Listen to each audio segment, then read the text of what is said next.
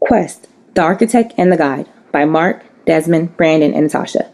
Narrated by Natasha. So our project was Thread 1, Quest, The Architect and the Guide.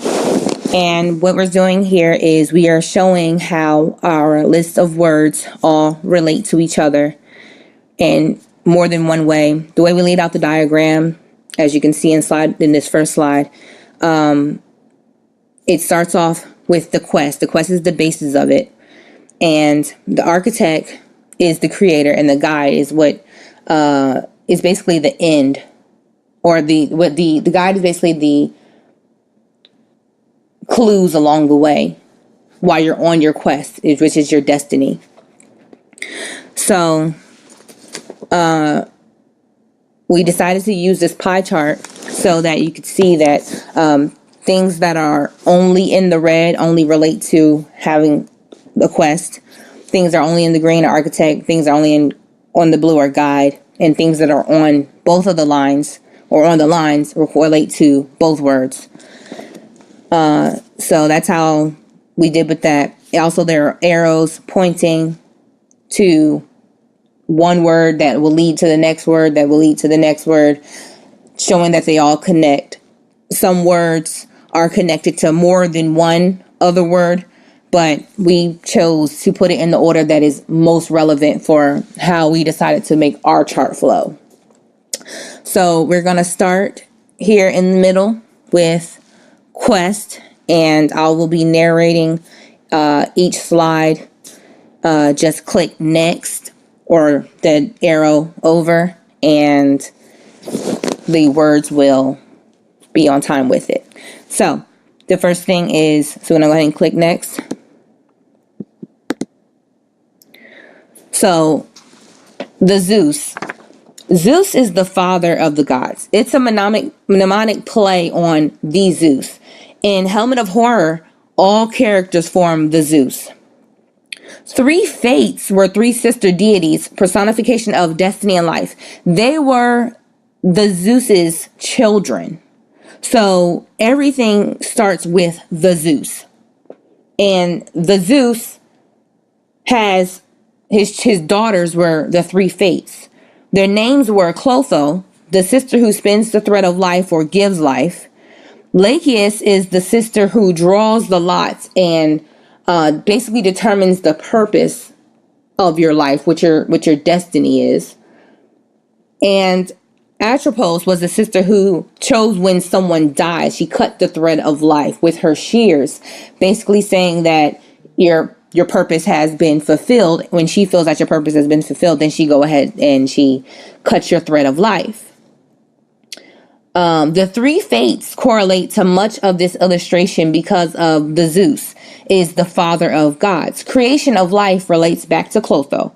Much of the stories are of his children and their transitions through their endeavors or determining purpose, which would go hand in hand with Lacheus because she determines your purpose in life. The three fates also tie into death by cutting the thread of life by the last sister, Atropos, because death would be determined by the fulfillment of set purpose. This is connected to all works as they all consist in some form with the three fates: birth or creation, purpose, and death or ability to accomplish set goals. Next slide. So we're going to go back and we're going to define quest. Dictionary. Quest is the act of undertaking a long or arduous search for something. So in all of our stories, all of them go on a quest. And during their quest, they need two main key components, which are the architect and the guide. The architect, next slide. The architect, book definition, an individual who is responsible for inventing or realizing a particular idea or project. In each story, there was a particular architect. There was a person who was designated in that position. So we're going to come back to that word often. So that's a reference.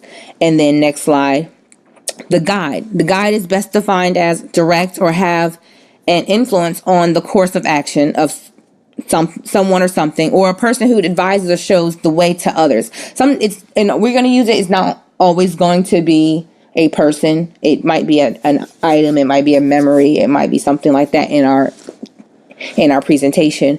But that's another reference word. But then on every quest, you need the architect and you need the guide. Okay, so next slide. Back out. And we're going zooming back in. Next slide. So we're going to start with sleep as our starting word, because we felt that sleep was pretty much used some way in House of Horror, Element of Horror. It was used in Inception. It was used often in each story. So we thought it was a good place to start, because usually sleep is how they all go on their quest. It's how they get into that realm, that world of, in that as far as fantasy and everything. So sleep, all knowledge of Astrid comes from Ariadne's memories of her dreams. But the novel opened with her memory failing, calling her reliability into question. This relates back to Inception, since sleep is how they go on to their quest. So next slide. The next word we want to talk about was memory palace. A memory palace is an imaginary location in one's mind, or a dreamland. So we say it relates to sleep because it's kind of a dreamland where mnemonic images are stored. There's that word mnemonic again. Images are stored. Commonly in a memory palace, you make a journey through a familiar place guided by accustomed images or clues. Different clues will show you the way. The next slide, we went to Inception. Inception is the establishment or starting point of an institution or activity.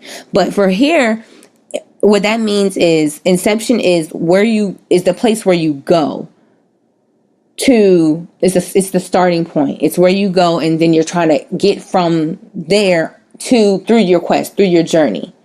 So, and Inception is the starting point. Next word. Ariadne in Inception is the architect, and she is a character that resembles the Greek origin. She governs and is the architect of the maze while having a higher superior. In the Helmet of Horrors, she is the clue and sometimes acts as a physical thread or guide. So she is both on the guide side and the architect side. She's the architect in Inception. She's the guide in Helmet of Horror. So she was because she was the most knowledgeable of the labyrinth. Next slide. The next word we come to is thread. Ariadne's thread, she's connected to Ariadne, is the thread that not only was the link between the outside world and the center of the labyrinth, but also the link allowing them to go into the realm of darkness, into the realm of light. On a cosmic plane, a distinction should be made between the threads of light, the threads of the warp, and the threads of the wolf. The warp connects worlds and states of being. The wolf represents the prescribed and temporal development of each state and of each world. The unwinding of a single wolf thread symbolizes the fatal sisters weaving time or fate. So there you have that thread again, and it's related back to the three fate. That's your life. And that's the quest, basically, that thread. And the thread has an inception, and has you have the journey, and then the last sister would cut it. So there's that thread again. Well, next word, so next slide, we're going to come to is clue. Well, a clue by definition is a ball of thread. That's how it's connected to the word thread. It's also, by definition, it's the rope that goes on the sails of the boat. And so that's why we use this picture here with the black sail, because that's a clue actually in that sail. And it also was a major, key component of the story and what happened here with the black sail instead of a white sail. And so a clue is related to the thread because it is a ball of thread by cords which the sail is suspended, and it's the link between the outside world within the inside world. So it's the thread between the outside world and the inside world. Theseus is the next one, and you see him here. But next slide. Theseus is an ancient Greek, decided to end the sacrifice of people to the Minotaur. That's why we have the picture of him here. Ariadne met him in Crete, instantly fell in love with him, gave him the clue, which is the connecting word, to get back out. It was a connection between the outside world and inside world. abandoned Ariadne on an island and forgot to change the sail to white on his return. So his father killed himself thinking he had died. We all know that he was supposed to change his sail to white so that he knew that he was alive, and he killed himself because he thought that he was dead because he simply forgot to change the sail color. So Theseus relates to the clue in two ways. One is from the black sail that he did not remember to put as white, as well as the thread that Ariadne provided to him to maneuver his way out of the maze, thus giving a meaning to our modern day understanding of the word clue. It was a guide to get out. So it's a modern day clue. So next word. I'll zoom all the way back out. Wait.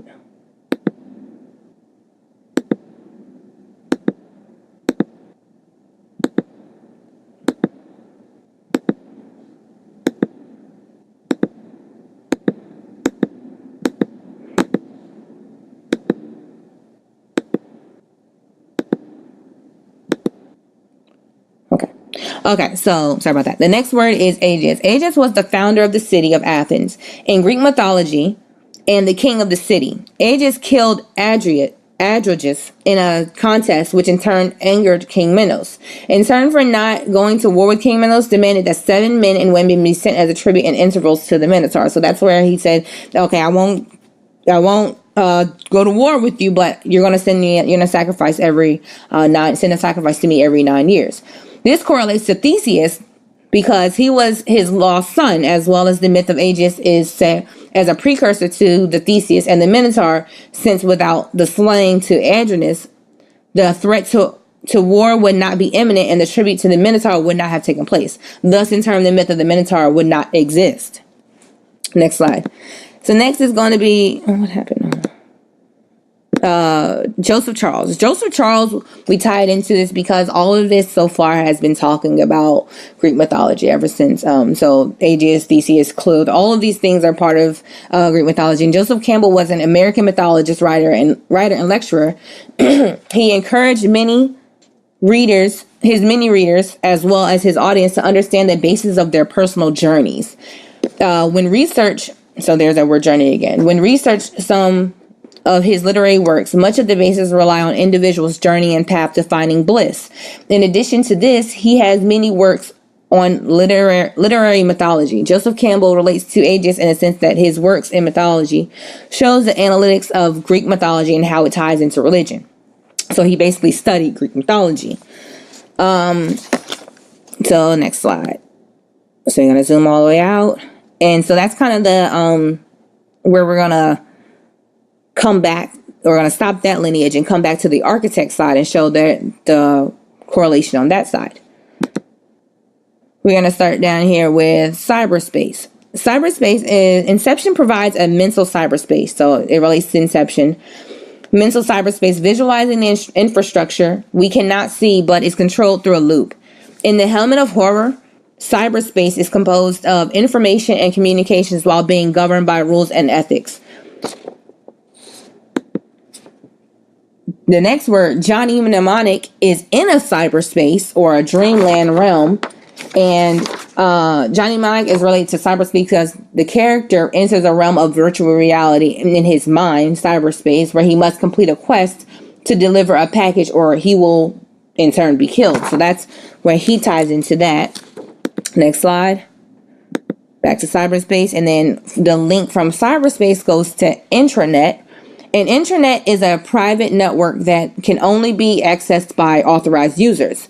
So the prefix intra means internal and therefore implies an intranet is designed for internal communications.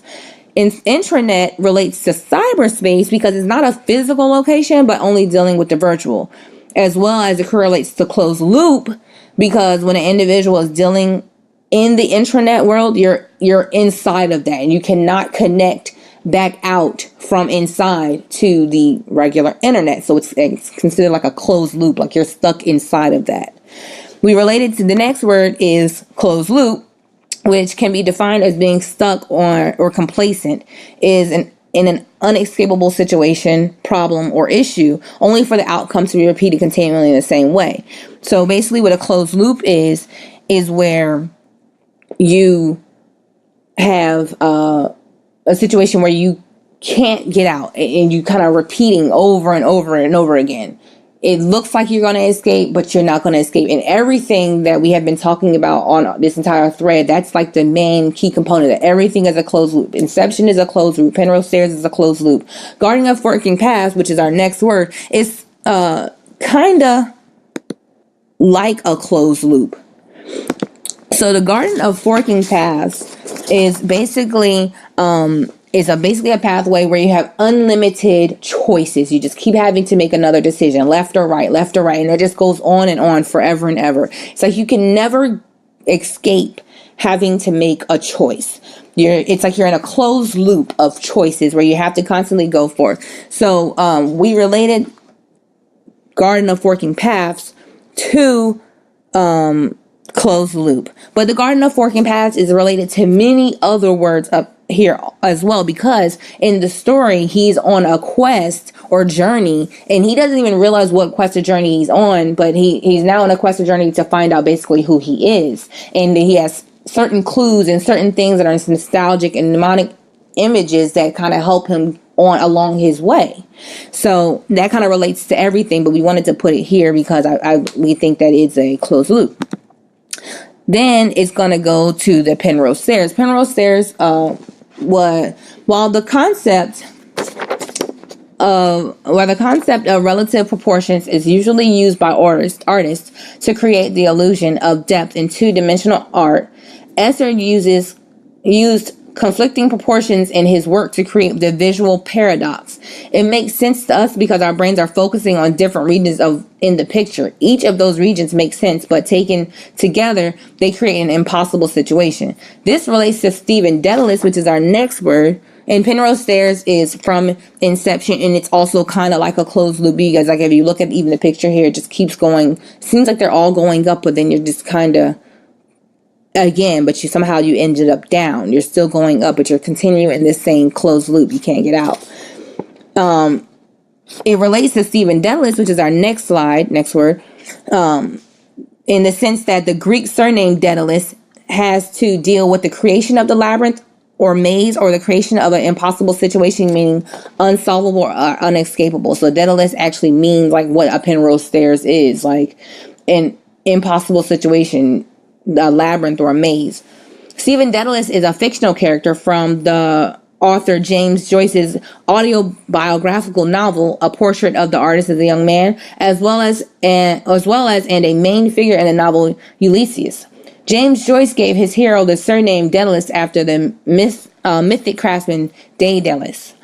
Daedalus correlates back to Penrose Stairs due to his surname being associated with being the protagonist of A Portrait of the Artist as a Young Man. Daedalus is the one who devised the labyrinth for King Minos, and he created wings of wax and feathers for himself and his son Marcus. This relates back to the creation of the labyrinth maze. Something this is a paradox or unescapable, such as a Penrose Stairs, something that cannot exist in reality.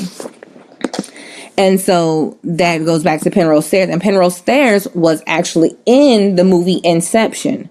And if you can see what we actually did here, so next slide, it relates back to Inception because it was actually in Inception. And then the next slide, you see that because it leads right back to Inception, it allows you to pretty much start the entire cycle again, which is, next slide, a closed loop. Next slide.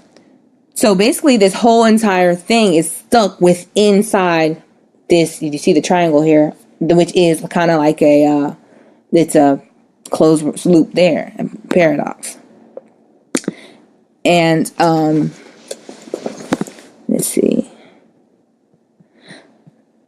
Yes, so that is our presentation, and thank you very much.